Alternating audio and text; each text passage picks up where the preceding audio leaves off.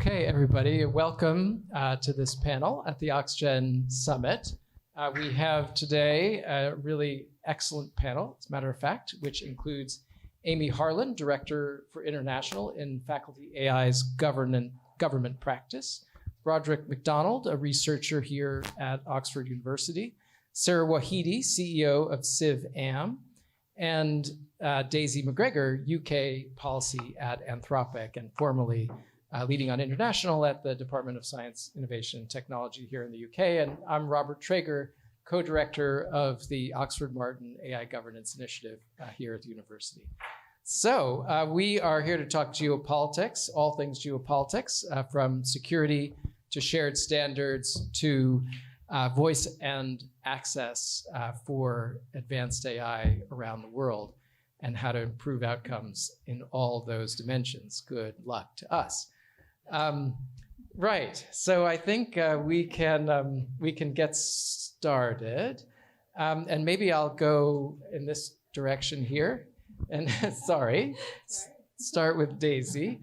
And you know, Daisy, of course, you were so much involved in the provision of the AI summits at Bletchley and at Seoul, and I think it's fair to say that the summits have taken a slightly new course after Seoul. And so it's interesting to reflect now on that new course and on the sort of ways that the summits can continue to be helpful and the sort of evolution of international governance and international governance possibilities that are implied by the new world that we're living in now. So start us off, please. Cool. Happy to. Hi, everyone. It's very nice to be here. Thank you very much. Yeah, I think the big thing that the summits do and continue to do is they bring everyone together into the same room to have a conversation. And it's the kind of cornerstone that we started with Bletchley was the principle that you have to have kind of governments and industry working together on these tricky issues. And I think the summits, that one of the characteristics that has been maintained is that feature. And there are kind of few other places where that happens, and where kind of, you know, the voices of government and industry are sort of kind of treated equally in the same room, if you like. So like we're still heavily involved in the summits. You're right, like in terms of topics, they've taken a different, well, each summit is kind of focusing on something slightly different. I think, you know, often reflecting the priorities of the country that's hosting, which is completely reasonable. But yeah, I think just making sure the fact that everyone gets together and has a conversation kind of continues to be the most important thing. What I would say is, like, obviously there are some, as we're approaching very powerful AI, there are some like incredibly important and tricky issues to be solved. We do have kind of some regulation now in the world with the California bill that's just been passed, and also with the EU codes of conduct, which is great. There will be more to be done at the international level, and it is really important to have the right set of actors in the room to be able to have those very serious conversations, and that's something that we hopeful will happen.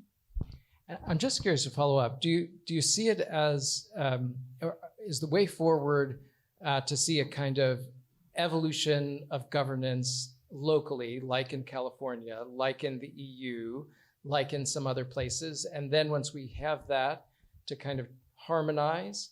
Or should we be seeking things that are sort of international led? I think in this space, like You're not in government now. So. I'm in government now. This is on record, though. Look, like, obviously there's like this ideal state of the world where everyone gets together and they like come up with the rules, and it's totally harmonized, and it's deeply sensible, and it all happened very quickly, and it's super flexible because the technology is evolving. Like, I don't know, we should possibly give policymakers a bit of a break. That I think we all know that the real politic, which Amy can speak to more, is it's super rare you get that. You only ever get that after a massive crisis, basically. I worked in finance before, that's one example. So I think we're kind of like doing our best here. And yes, it would be ideal that there is a little more harmonization up front. Nevertheless, I think that there is quite a lot of alignment in terms of how companies think, how lots of governments are thinking about some key issues around transparency, for example. And that's because of all of the work that has been done in the last few years before we had any regulation, but through things like the summits and through the AI safety institutes, where there's so much work that goes on behind the scenes, where people are iterating ideas and are having those kind of trusted conversations and are coming up with a kind of shared view of like what good looks like here.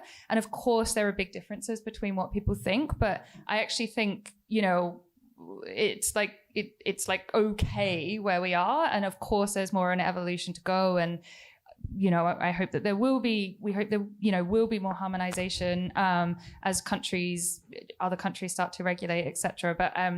But the fact that it's a messy process, I think, shouldn't surprise anyone, especially when, we learn things every month about the threat vectors and the risks that make us want to update, how we manage the risk from our models, for example. So that's the kind of pace at which this is moving, and making rules of the road in that scenario is super, super difficult. So I think continuing to have the conversations among experts is the thing that is really important. Yeah, thanks a lot. Yeah, it's been described, I think, as sort of creating the rules and standards is like designing the car while the car is a bit in motion, which seems hard to do. So Amy, I wanted to follow up a little bit on that and ask, as faculty has done a bunch of red teaming. It's been one focus of models, including, I know, OpenAI's models. And that's sort of a fascinating technical social challenge. And I wonder, since you lead on international, if we should be thinking about sort of standardizing those processes. Is that a direction that we need to be going in, such that these red teaming processes are similar around the world, or should we not be hopeful there? Yeah, I'd love to answer that question. First, I'd like to pick up on something that Daisy said, which I thought was really correct, which is, Daisy said lots of very correct things, but... You can disagree. No, absolutely, I agree. But the thing around crisis, and, it's possible to get global agreement and progress on really difficult stuff when you have a crisis. And we've seen that with the financial crisis. We saw that during COVID. We have actually seen that, not the whole world playing together, but sort of more alignment on defense because of Ukraine. That's when we see countries come together and they're really incentivized to do that. And I think, our goal, certainly at faculty, and actually I should declare myself, I am actually still an employee of the government. I'm a diplomat by trade and will return to that at some point. But our goal is that we create safe AI capabilities for everybody without slowing down positive progress from those capabilities, without needing to have a crisis to force us to do that.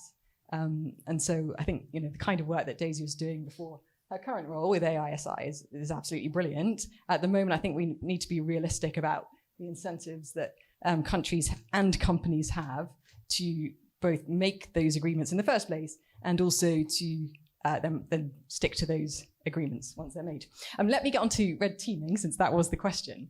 Yes, it would be marvelous if all countries had sort of the same red teaming processes. I don't know if everybody knows what we mean by red teaming. Sort of testing out models to make sure they're not going to spurt out replies that could cause damage in the world, which might mean teaching people how to make bioweapons. It might mean persuading teenagers to take actions which are really against their interests, all of those kinds of things. Faculty does a lot of work in that area. yeah, that would be great. At the moment, actually a lot of this is coming from the companies themselves, companies like Anthropic, who want to make sure that their models are safe and are pretty well incentivized to do that, because no big company wants the kind of bad publicity that comes from really bad stuff emanating from these models. I'm a little bit uncomfortable with just depending on companies to do the right thing. I don't have any answer on how we can put more frameworks around that, though. I'm not too optimistic. Do you think there's hope to sort of consensus, in the kind of nitty-gritty of red teaming when we're thinking about, what should we consider a problem? What forms of persuasion are we worried about, or what forms of, if we're thinking about the biospace, I think all of us love the idea that, the poorest of the poor in the world and everybody else has access to a biology professor. So there's obviously a lot of things there that we would like to forward, but maybe some line in terms of things that we want to make sure that certain capabilities are not enabled in the world. Is that the kind of thing that we can have broad consensus on? Yeah, I think we definitely can. And I think to a large extent, there already is consensus on that kind of thing. If you look at, international law, the laws that each country has, they sort of don't allow that kind of activity. What's different here is that we've got new tools and we don't quite understand the capabilities of those tools and how they play into our existing legal frameworks. So I think there's a lot of work to be done there. I wonder about the extent to which we need new rules and new laws, and the extent to which we can use existing rules and laws. You see what I mean? Yeah, absolutely.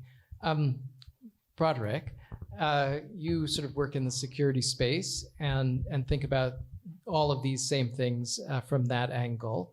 So I guess, could you help us identify sort of where the state of the art is in terms of how we think about the impacts on security of these models?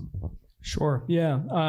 I think a lot of it touches actually on what Amy just said. I mean, we see a whole range of harms from malicious actors growing right now.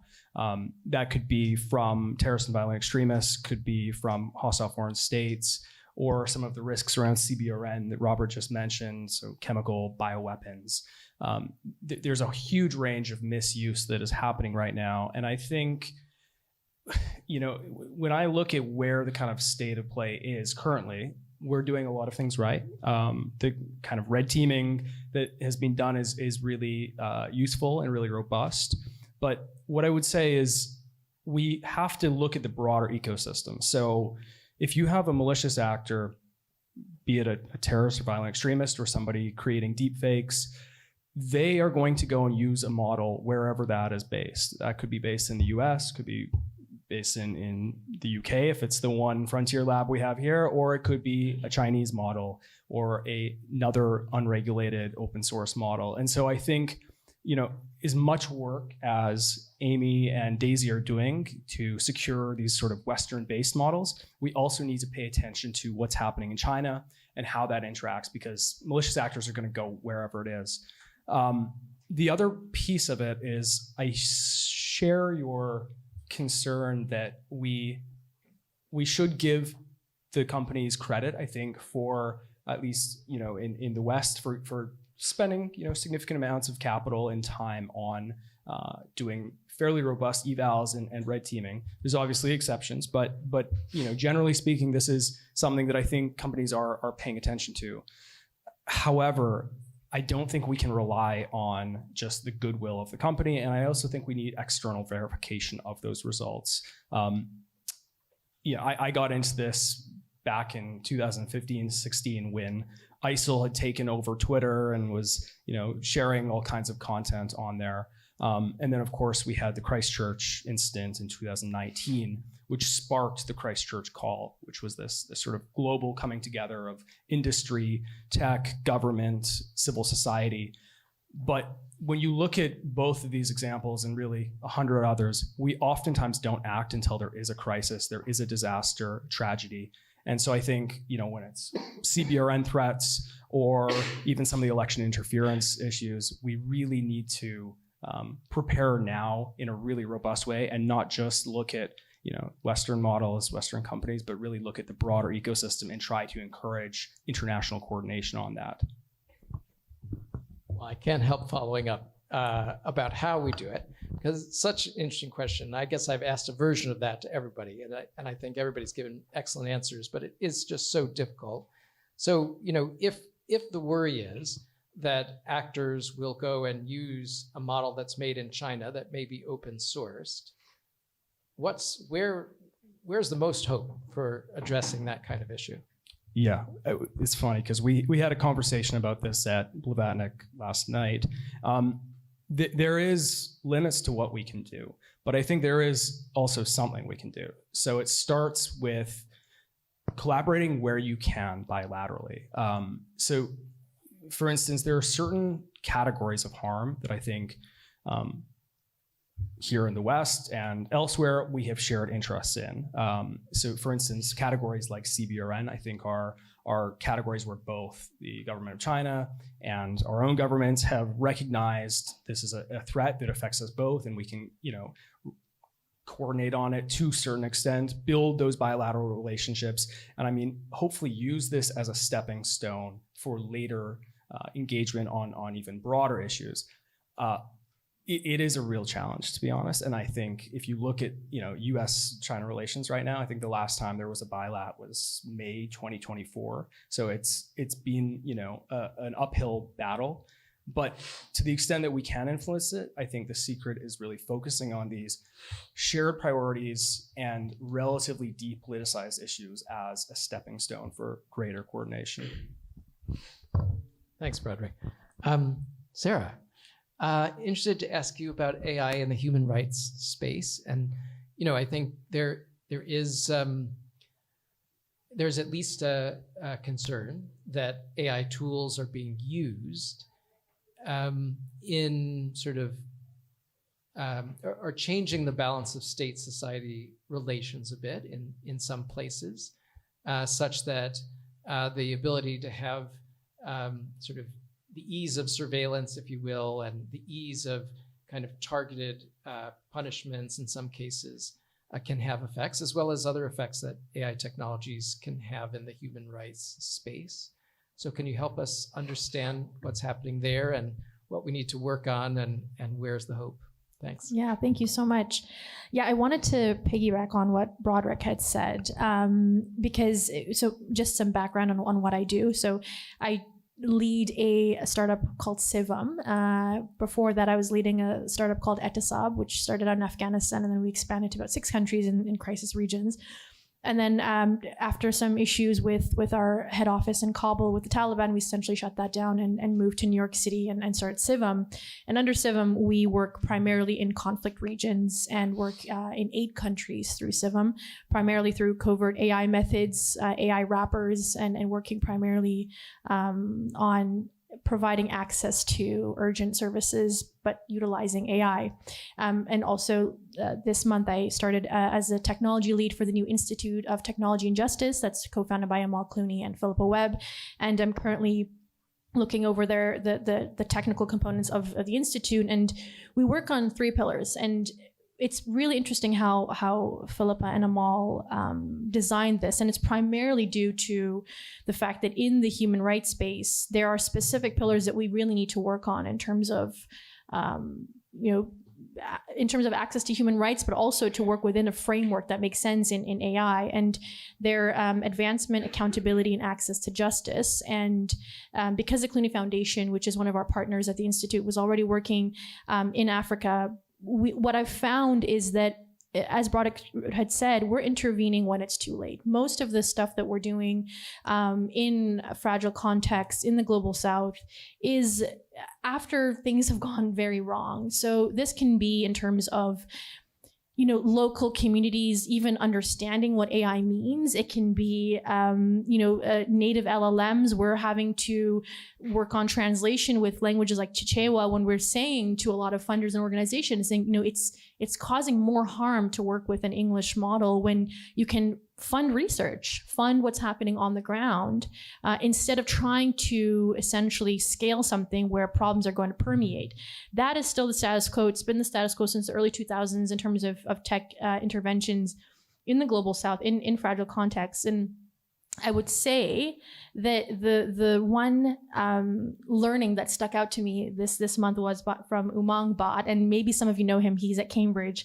He's an assistant professor in human-aligned AI. And he said to me that the problem with human rights and AI right now is that we don't have the ability to deconstruct, fail and rebuild AI in a crisis context. We are, that kind of component where you have these larger AI companies and institutions, you're able to fail and rebuild, and that's not happening in areas where we really need that opportunity to be able to fail and rebuild. In areas where you're working, for example, in war zones or in contexts where you're introducing AI, the status quo is, okay, we bring it in, we start piloting, and then we scale. But the problem is that, I find that in fragile contexts, we also have the right to fail, and we have the right to learn, and that hasn't really changed. So I'd say it's a place where the status quo currently is, we're going to intervene in terms of artificial intelligence, in terms of human rights, but that because we're coming from these very entrenched Western contexts, we hold a higher scale of success rates in terms of protections in the global South than we do, I think, in the West, where we're okay with failing, but we're not okay with failing there. And I think that local technologists, especially the ones that I've spoken to in Africa, in the Middle East, in Central Asia, are, give us the opportunity to scale our research. We don't just want interventions, whether it's in human rights, whether it's in humanitarian contexts, is we need that time for them to be able to understand the problems at hand themselves.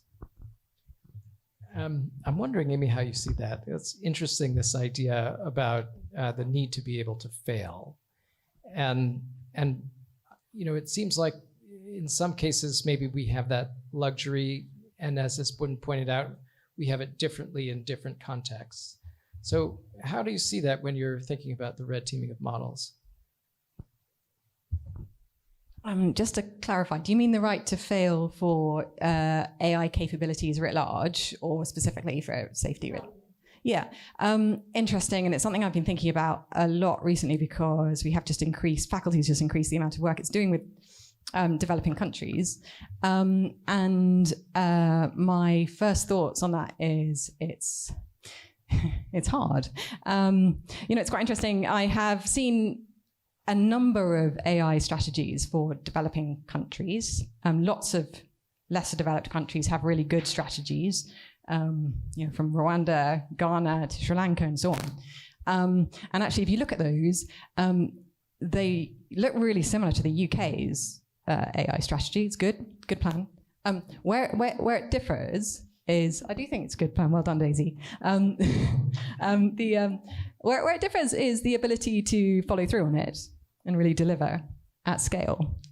And it comes back to access to money, infrastructure, and talent. Of course it does.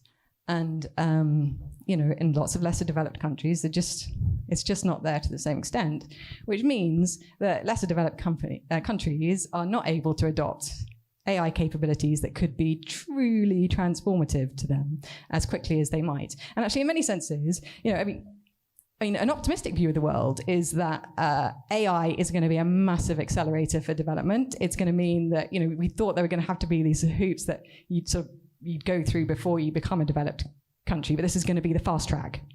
That would be cool.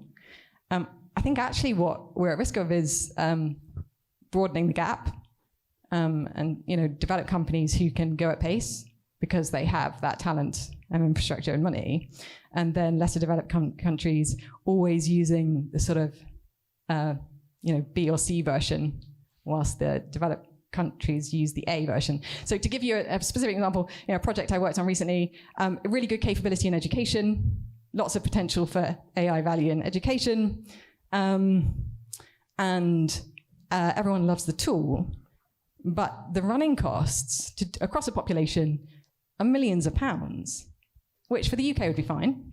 Actually, we might scrape around a bit, but we'd probably get there because for the value being delivered. in a developing country, that's just not realistic. So what do you do there? Are you looking to, because there are options. You can look to philanthropists. You can look to state-based development agencies. Unfortunately, in the UK, there's a bit less money there than there used to be. You can look to companies to say, hey, hang on a minute, why are we charging the same rates to developing countries as we are to developed countries? Is there some negotiation we could do there? I don't know. I'm really interested in where those sorts of conversations might go. But at the moment, actually, it looks pretty bleak. I'll add two things. I also like that you gave me credit for my former employer's entire current plan. But yes, I'm totally happy to accept it. Two things.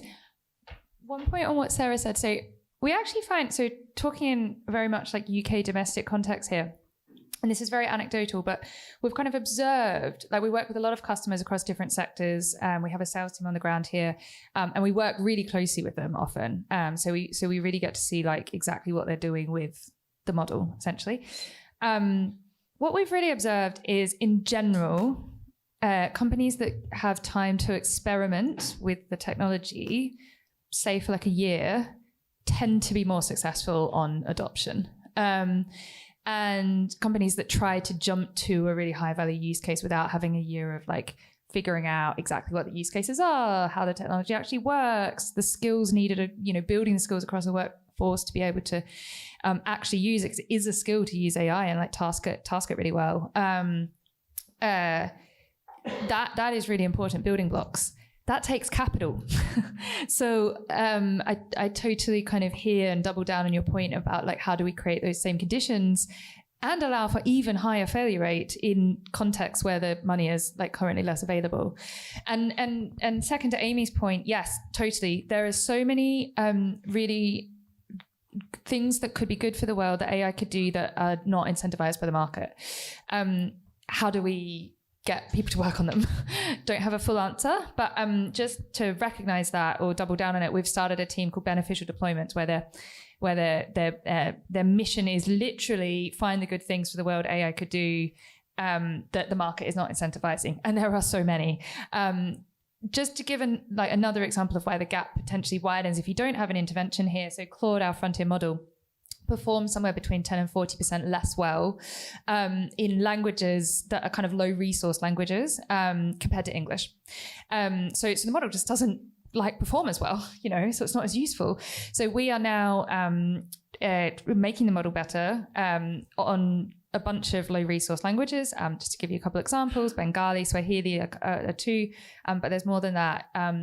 And if we can improve the performance to the same level as for English, that potentially opens up a lot more use cases across billions of people. But that's a really concerted effort to try and find the right data or create the data to be able to do that. So I just agree, basically.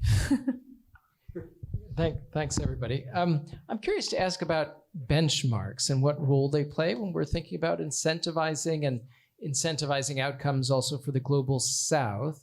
If there's a low resource language, usually the benchmarks are developed in the global North and may not apply to that local language. So, is there a way, is this, should we be thinking about how can we have benchmarks that then drive market outcomes and help people to be informed about, okay, this model is actually the best for my local context? I'll just say something more broadly about benchmarks and then please come in. I think this is a huge issue and something that we're working on the Turing right now a little bit. We oftentimes see pretty robust red teaming evals in the Western context, but as Daisy mentioned, it just is not happening in other languages.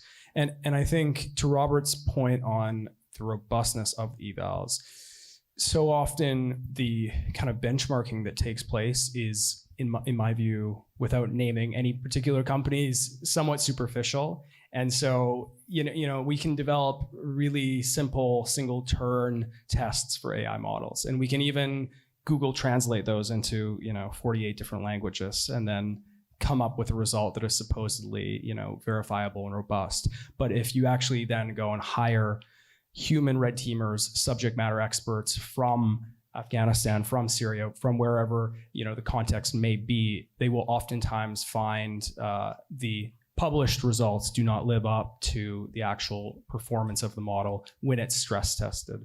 So I think to the extent that we can do red teaming in these languages, that's great. But I also think we need to, and this touches on a little bit of what Sarah mentioned, we need to also have people from the region involved in the red teaming, people who are subject matter experts for particular harms, but also particular regions, languages, cultures, everything. Yeah, that's a great point. I think right now with benchmarks, yeah, I can't name names, but I mean there's some companies right now where the benchmarks are quite fragile. The ones that we've already worked with at the Institute. I mean, like Broderick said, it really is about including local technologists. In the example of Chichewa in Malawi, by the time that the company that we were working on in terms of utilizing their model for some AI chatbots that we're building in Malawi, we found that there were already local researchers working on building a native Chichewa LLM, but that company essentially, hadn't even done like the groundwork to find them. And they had a really robust research already happening within the University of Malawi.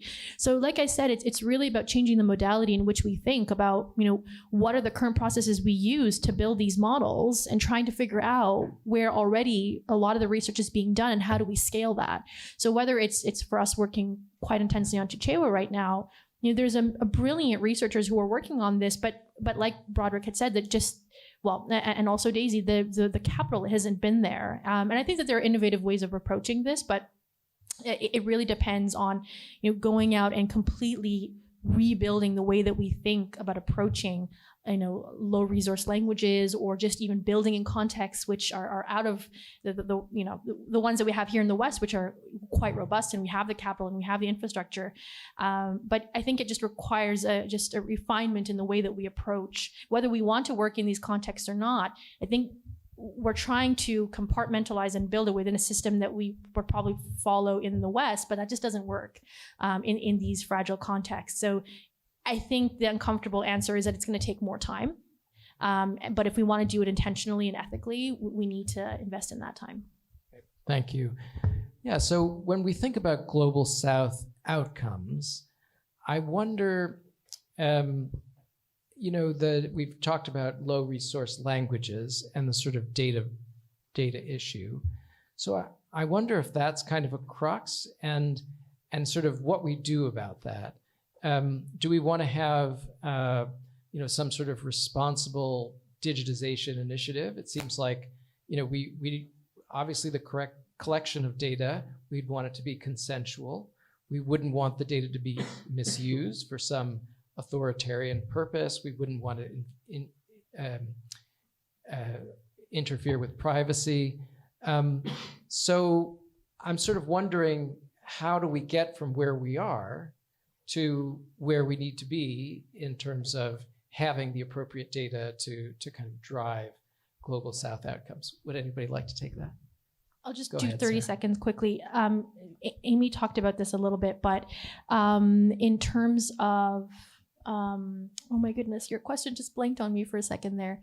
Just data. Yes, so data. So with Malawi, actually, the local context, they're doing really brilliant work. So in Malawi, they have the Data Protection Act that came out in 2024.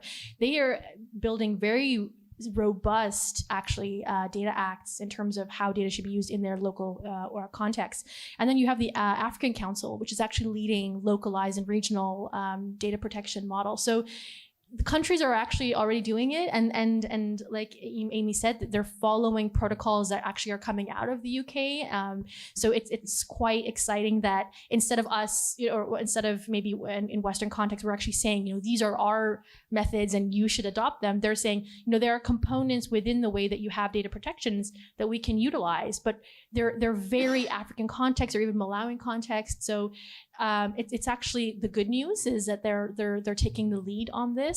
And when they're coming to, whether topics or events about data protection, whether it's in the UK or the US, they're taking their learnings and they're taking it back and saying, no, this is what's happening in these contexts. Well, how can we utilize it within our own countries? So it's a really interesting process that's being generated. But I think that there's a lot of really positive data protection methodologies that are coming out of specifically in Africa. We just need to support them and figure out how we can scale that in different countries. But really, really brilliant work, especially coming out of Malawi, Rwanda, South Africa. Great, thank you. Well, we've talked a little bit about the talent ecosystem around the world, which actually is thriving in some ways. And we've talked a little bit about data. So I'm curious to ask about compute and how we think about the global compute ecosystem to drive outcomes for the global South. There's a lot of discussion of sovereign compute, but I think also sometimes the view that maybe that is not the place to emphasize. So I wonder if you all have views about the ways that computing infrastructure can be built and expanded to really drive the best outcomes globally. Anybody want to talk compute? I'm just going to say I'm not an expert on global South compute, but I can say some facts about compute. I mean, so there's two types of compute. There's compute that's used to train a frontier model, and there's compute that's used to run inference. And I think we're mostly talking about the latter here. The former, I should just say, is like a very, very big number and growing quickly. Lots of external estimates point to about a training run taking about 5 gigawatts of power by 2028, which feels roughly right to us. Sizewell C is like 3.2 gigawatts or something, or will be. So we're talking like almost 2 large nuclear power plants. So it's very large. Inference compute. Yes, this is very interesting. Do you need compute to be in your country to serve your local customers? For some that are in more sensitive industries where they need their data to stay in the country, yes, but for most, no. You probably need the inference compute to be in the same continent so that it's not too slow, or a closely neighboring continent. But I think I'll just kind of leave it there. I think there's like decisions for every government to therefore take where it's like, okay, what's the minimum you actually do need to serve your customers in your country that have like sensitive data requirements, like maybe medicine, maybe national security, maybe finance, for example.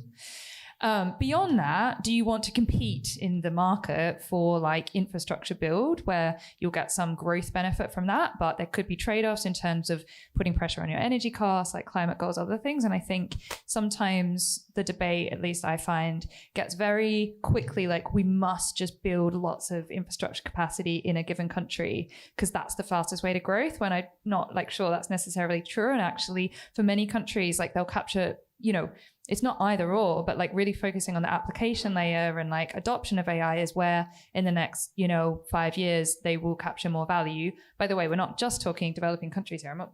Everything I'm saying would apply to the UK as well. Yeah. Thanks so much, Daisy, for jumping very artfully into that breach. I want to shift gears in a minute, but I'll just mention I thought it was interesting, we were recently in India, and there there's a real joining of the data and compute conversations in an interesting way. So there was a rumor, I don't know if it's been confirmed now, that Sam Altman, who was on his way to India, and OpenAI were going to be spending $50 billion in India building out computing infrastructure. And the Indian government, so we were told, was very interested in being sure that data from Indians, which they think is sort of a key thing that India has to contribute to the global AI landscape, that data remains in India. And so there was even talk, and again, not exactly sure what will end up happening in the end, but there was talk of a mirror site for data so that the data from India related to OpenAI, India being OpenAI's second largest market, would be both in the United States and locally in India. And so some questions about whether that is the kind of right solution or is in some way problematic. And I'm not sure what the answer is there. But just shifting, I wanted to ask the panel about specific countries and what roles they can play. We have two sort of not representatives, but people who know a lot about UK AI policy. So I think we can ask about the role that the UK can play and maybe powers like the UK can play internationally. And maybe we can start there. And if the two of you want to comment on what particular countries can do, that'd be really useful. One of you want to start with the UK? Should I lead off on this one? And can I clarify, is it the UK can play to what ends? Well, that's interesting. I mean, I assume the UK will play to its own ends, but then also in sort of contributing to the broader landscape internationally. And I think so far the UK has sort of played this big role. The AI Security Institute is a kind of world-leading institution, and it sort of has a very interesting role in the ecosystem. Yeah, Robert. So I think you hit the nail on the head there. I think the big role that the UK can play is in the safety space and the security space, and I think we've been doing that. We were world leaders in doing that. The big players in AI are, of course, the US and China. The UK is nowhere near those two states. Maybe we're coming on to them in a minute.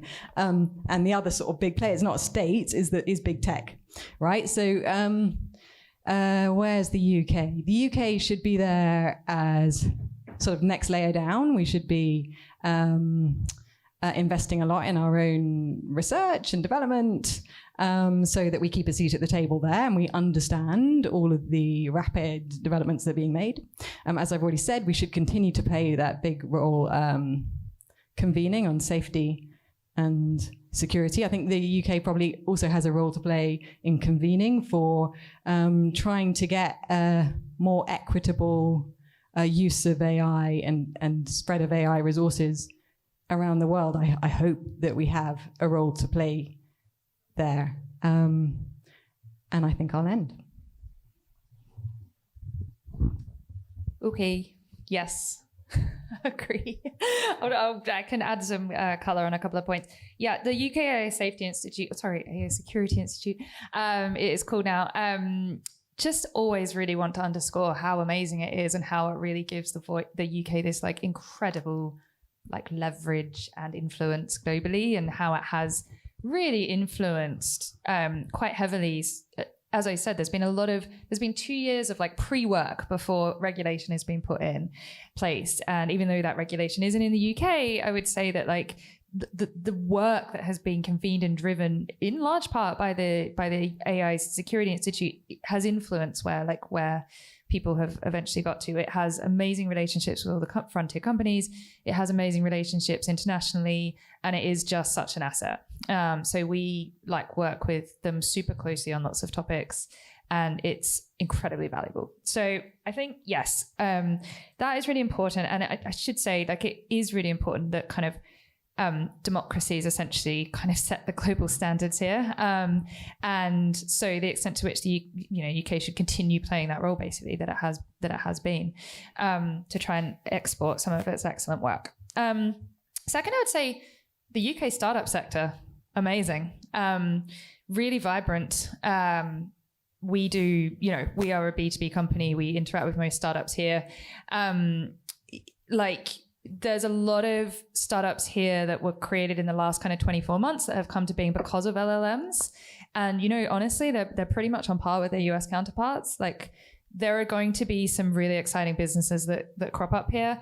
And we would love to see, like, there are some sectors where, there's more regulation to think through, et cetera, which are still in earlier stages. We would love to see the UK even more become like the home of where you come to make innovative products, and there's like the right environment to kind of do that. And I think it really has potential for that.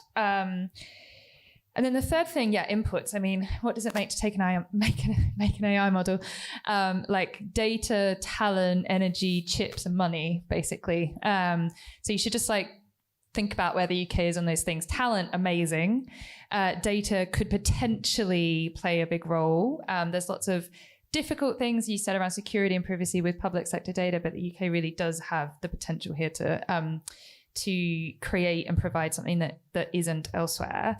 I think, on other things, probably like more to do, especially in energy. Energy price is very high. But I think that the government is kind of thinking in the right headspace about it. Thanks, Daisy. Broderick. Yeah, I'll add one thing on this. I think there's often this discussion around safety and innovation, or regulation and innovation. These are oftentimes put at loggerheads. And that's sometimes true, but I don't think it's always the case. And I think the UK is a very good example of how we can bridge that. As Daisy just mentioned and Matt spoke about before this, the AI Safety Institute is not a doomer or a zoomer institution. It really tries to look at, really sober, thoughtful, empirical analysis of models and just follow the data. And I think there is a unique role for the UK to play on that. We played that historically with trust and safety in the past with previous iterations of technology. And I think we can do it again for all the reasons, education, institutions, capital that we have here. But I think there's a broader point around trust and adoption, which is, I think, what we've been speaking about a lot the last 2 days.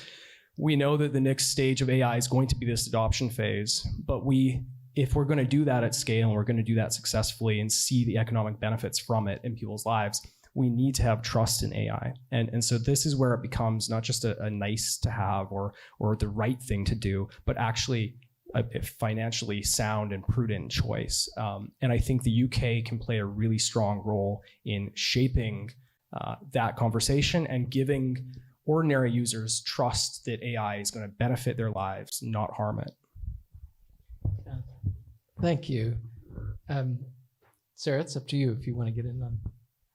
Well, for the UK, I don't think I'm able to say the institute, but they're working on basically smaller models that still hold the same computational weight. That's actually being led here in the UK and would be incredibly helpful in regions, where we're working with low resource models. So there's a lot of innovation that exists. I think that it's just about investing in them and supporting them to scale. But they're a really amazing work in terms of smaller models that can work in these contexts. So UK is definitely leading on that. I think that becomes public in the next couple of months, but we're aware of that at the Institute. Thank you. So we've covered a lot of ground. We haven't talked about the UN or about the ACES network. So would anybody like to comment on what those two institutions, what role they can play in providing governance internationally, or if there's another international institution you'd like to discuss? About the ACES network, this has potential to be really important. I think, the way I think about the ACES network, partly with my previous hat on, partly with the current one, and I should say at Anthropic, we do speak to all of the AI safety or security institutes, or ones that come under other names but have essentially the same function. What they are really is like the technical talent on AI that sits in governments. That is where most of the technical talent in governments is accruing to. And so, and because they all sort of sprung out really of, the UK one sprung out of the Bletchley Summit, and then they've sort of sprung out of the summit processes.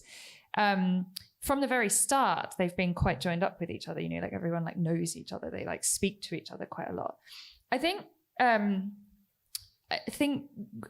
outside the US, the UK, and the EU, it's fair to say that the other safety institutes are still resourcing up so that they can do kind of more research and kind of more technical work. But when they are fully resourced up, that is just an amazing thing for us as a company to be able to work with, because that's where you can have that iterative process you need to work through some of these really difficult issues. You said at the beginning, is there consensus around things like persuasion?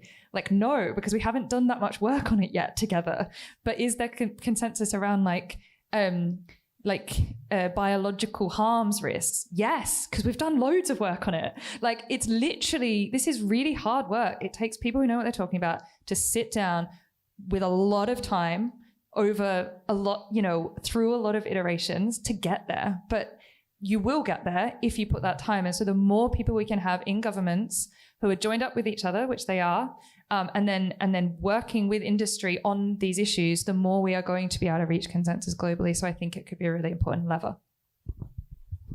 Yeah, thanks a lot. All right, well, we're coming to the end. I'm not sure if we're supposed to take questions or not, actually. We can. I think it'd be exciting to do so. Let's do that.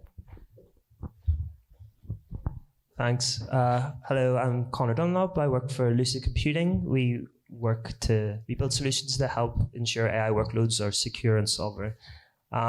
So my question, I want to go back to the start of the conversation a little bit. I think most of the panel said there could be a sort of moment in time when there is a crisis, and then that's the thing that would drive some sort of international consensus or agreement. So I want to build on that a little bit and then say, okay, we have this moment, and we get some consensus, we get even some things written on paper that we can agree on.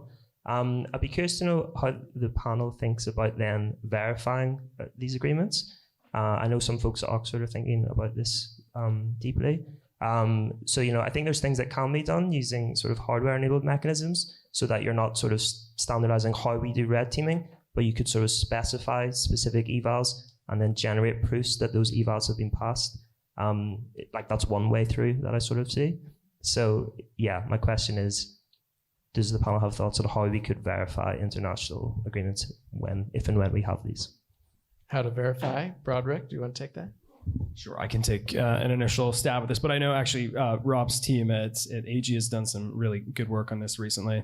I think one of the big things is actually making sure that when we talk about international coordination before the crisis, there's actually enforcement attached to that. So sometimes the sort of Chinese ecosystem is viewed as not having any kind of safety by design, but that's not actually true anymore. The last 2 or 3 years has actually seen a number of frameworks and agreements put into place. I think there's been 9 this year alone, 22 commitments by Chinese AI labs, but they are all, for one, they're all voluntary. And so, this is a huge issue that I think we need to grapple with. Is voluntary is good, it's a place to start, but at what point do we get to the kind of verification that Amy spoke about? Do we trust companies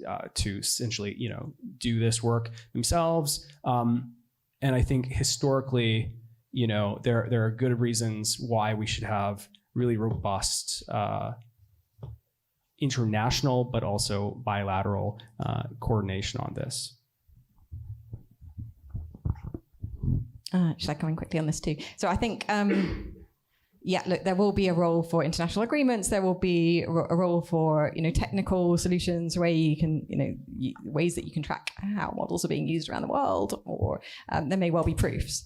I think first of all, I think you need to think about the different kinds of risks that AI poses. So on the one hand, you've got sort of safety risks from how, what models will tell you.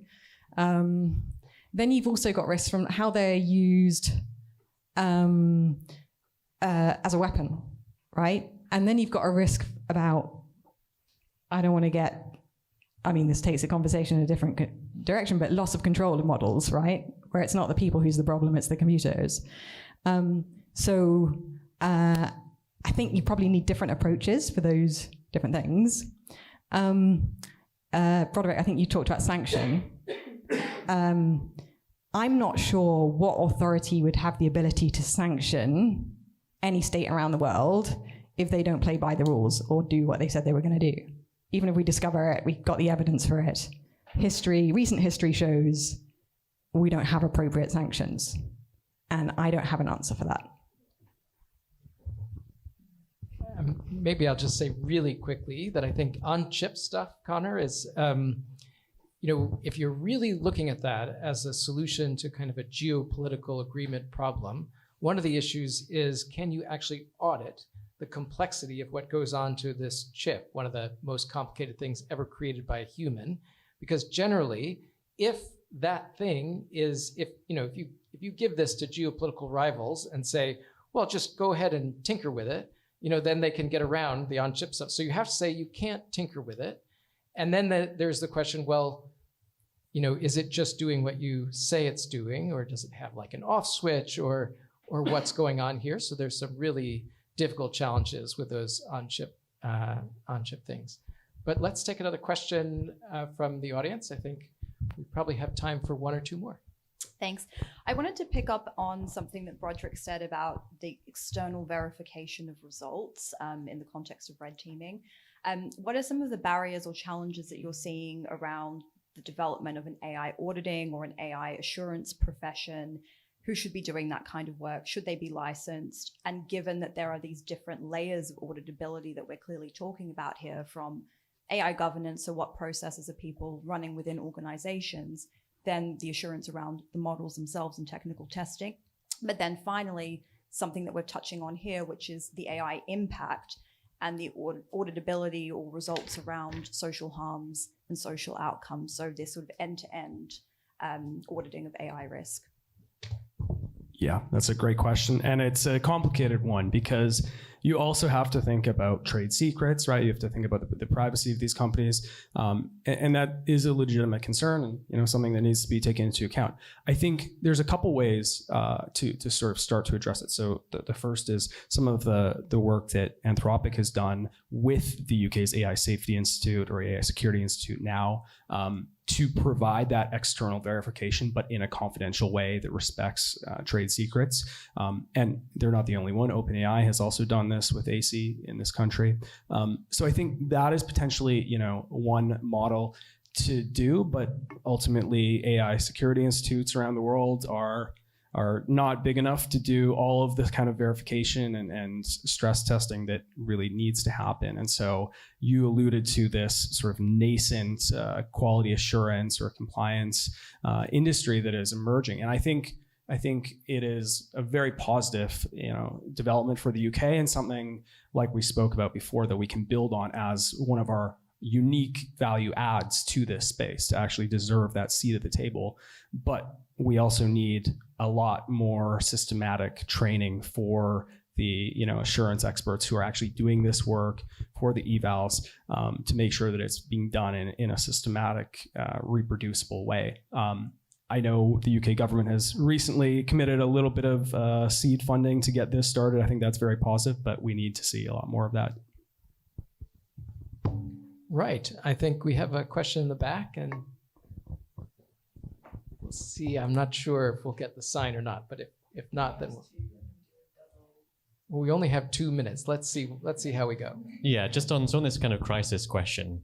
I mean, 10 years ago, if you'd said that in 2025, an AI model would self-identify as Mecha Hitler, and that same company would get a $100 million contract with the Department of Defense, you'd probably told that person that they're scaremongering and that this just isn't going to happen.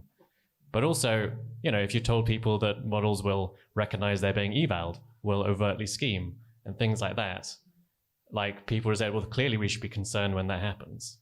So I kind of worry sometimes that we're all just frog spoiling, and that the definition of a serious crisis or serious evidence of misalignment just redshifts further and further away.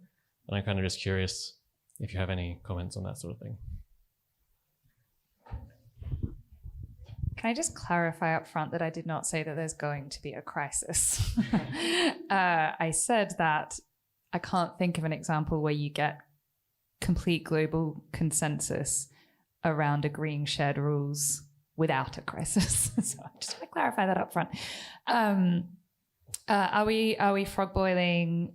Do we think we can solve some of these risks? Yeah, so agree with your articulation of the issue that we have models which under stress scenarios can behave in ways that we would not want them to at all.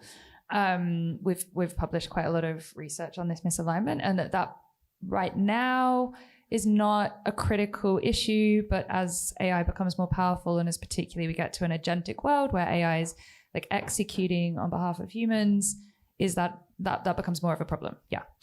That's why it's really important that we have very dedicated research to this, not just alignment, but I'd say interpretability as well, which is basically why is the model doing what it's doing? Because if you solved interpretability, you could actually solve alignment and lots of these other issues. So yeah, we have big alignment teams and interpretability teams. We're also supporting the UK AI Security Institute's alignment project, which is funding external research on alignment.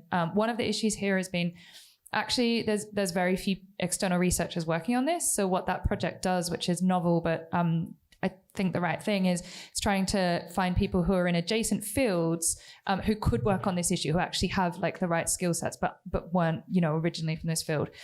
So I think like concerted efforts like that to broaden research here are definitely what we need, and continued transparency from companies. And I would say, I pointed to our research on this. Like credit where credit's due. I think like OpenAI's last model card was also super, super detailed on this stuff. And for the first time on our Opus 4 release, we got our customers saying, hey, what's up with this blackmail stuff we're seeing in the news? So it's starting to become, it used to be something that not a broad set of people paid attention to. It is starting to now get a little more light in terms of an issue. So sorry, that's not a solution. That's more like helping with the problem, articulating the problem, but yeah. Okay, I think we have to cut it there, but feel free to come up afterwards. Please join me in thanking. The panel was very game in answering lots of broad questions, so please thank them.